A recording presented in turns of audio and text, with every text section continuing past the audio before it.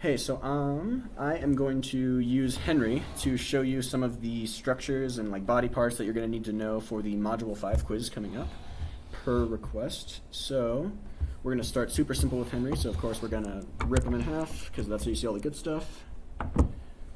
So first you got the pharyngeal cavity, which is this like space back here in kind of the back of the throat and the neck.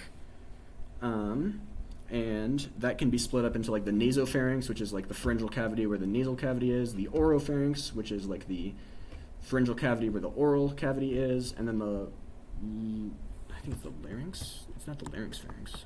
The laryngopharynx, which is where the larynx and the pharynx, you kind of like overlap. So then obviously you got the nasal cavity where your nose is, and you got the oral cavity where your mouth is. You also can see pretty well the esophagus, which is this tube that goes like behind the trachea. So it's this like way thinner one. You can also see the eustachian tube opening right here in the nasal cavity.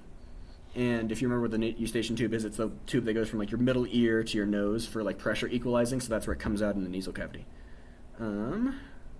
Other stuff you can see are the palatine tonsil, which you can kind of see like where it is.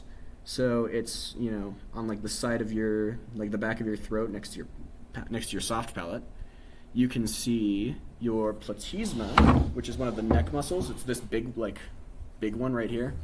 And that covers up a lot of the stuff that we learned about in like the inhalation unit. So it's over like the scalenes and all the other stuff in your neck. It is superficial to all of that.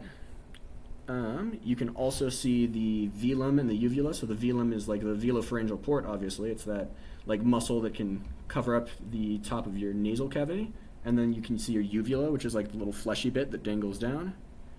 And then a few more, we also got the frontal sinus, which is like a little gap in like kind of your forehead and the frontal bone. And the lingual tonsil, which is a tonsil kind of like back here, like underneath your tongue, like lingual means tongue. Hope that is helpful.